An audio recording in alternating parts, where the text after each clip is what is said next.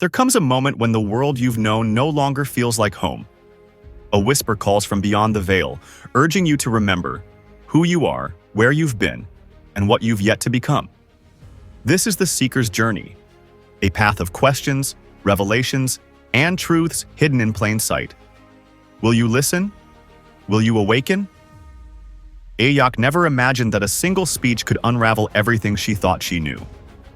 But when Ewa'ay spoke of hidden truths, of reincarnation, the power of the mind, and the cosmic forces shaping their lives, something inside her stirred. It was more than curiosity. It was recognition. A knowing she could not explain, only feel. Now the whispers grow louder. The realms call her name.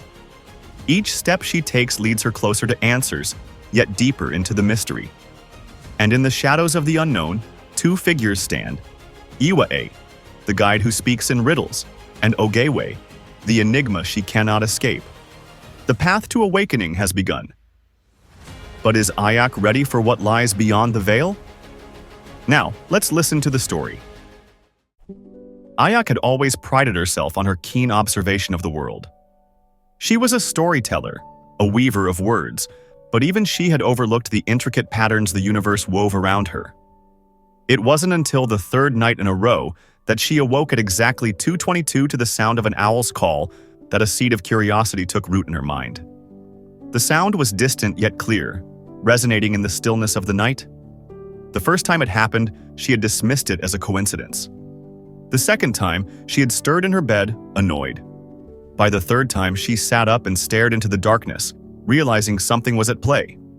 She began to question the significance of this recurring moment. Why 2:22? Why an owl?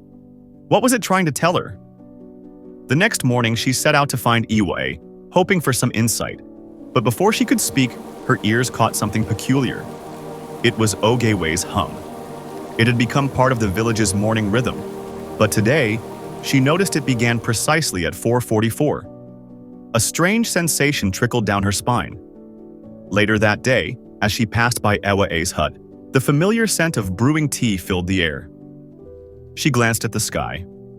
The sun's position hinted at early morning, but the exact moment became clearer when she heard laughter coming from a few yards away.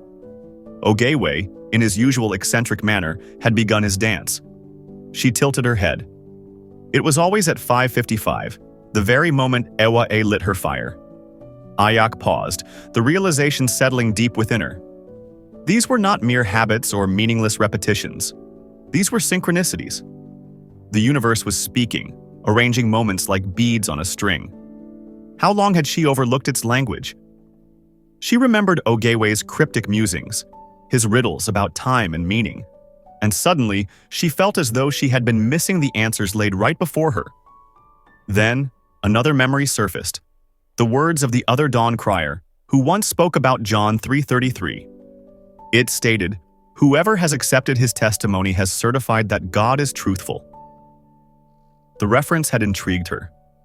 The numbers haunted her, mirroring the strange patterns in her days. She felt an urge to talk to Ewa'ay, not just about synchronicity, but about numbers and numerology. What did they mean? Why did they hold such power? She had heard whispers of numbers being the language of the cosmos, guiding those who knew how to listen. That evening, she made her way to Ewa'ay's hut.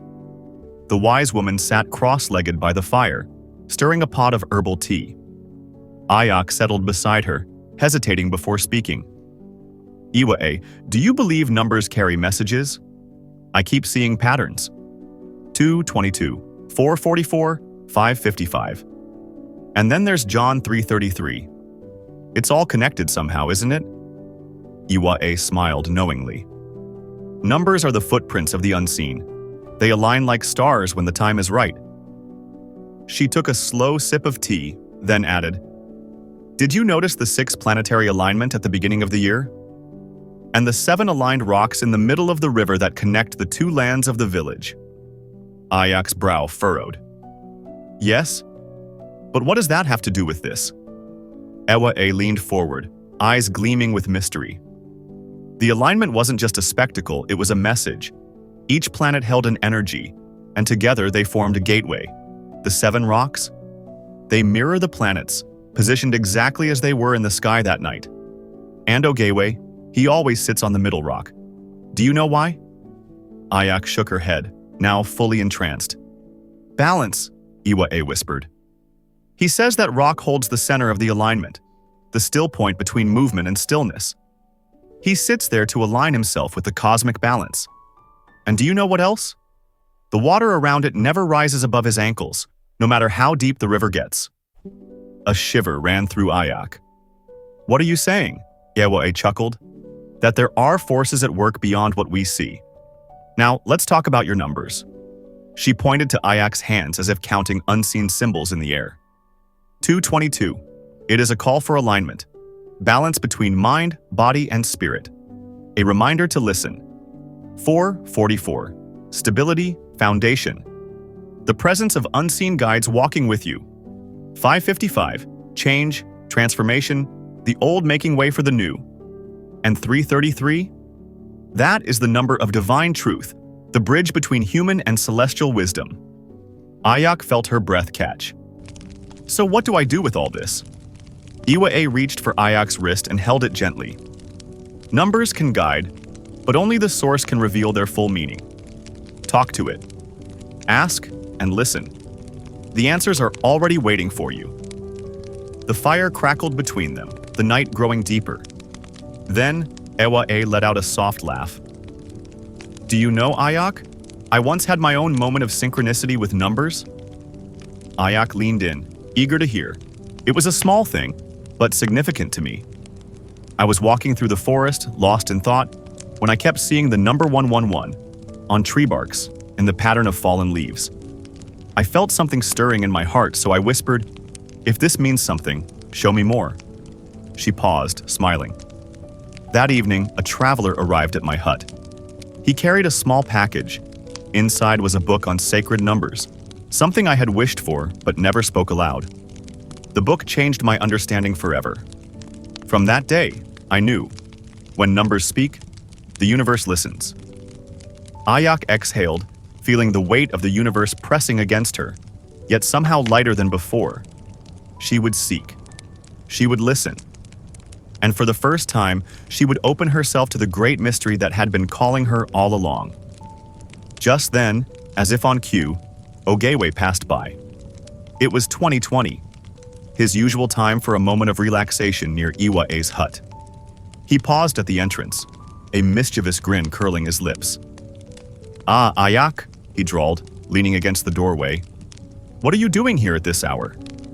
His gaze flickered between her and Ewa'ay before he added cheekily, "The planetary alignment has really worked its wonders. Imagine seeing you here instead of charming the village men." Ewa'ay chuckled, but her eyes caught something deeper in Ogayway's expression. He kept looking up into the sky, then down at the village, where the usual by-the-fire storytelling was in full swing. Children and adults alike listened intently to the elderly man's tales.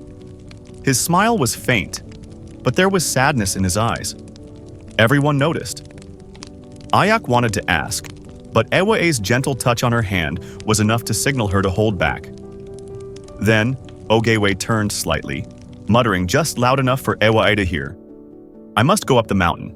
I need to inquire about what is to come from this alignment." So, as these words settle within you, know that they are more than just stories. They are doorways. Doorways to understanding, to remembrance, to awakening. You are not here by accident. You have been called to listen, to reflect, and to rise. But this is only the beginning. The journey ahead is vast, filled with mysteries yet to unfold. With each story, a new key is placed in your hands, unlocking the depths of your being. Will you dare to step forward? Prepare yourself, for the next chapter will take you deeper, beyond what is seen, beyond what is known, into the realm where truth awaits those who seek it. If you like the content and are inspired to hear more, don't forget to like and share. Till next time, stay blessed.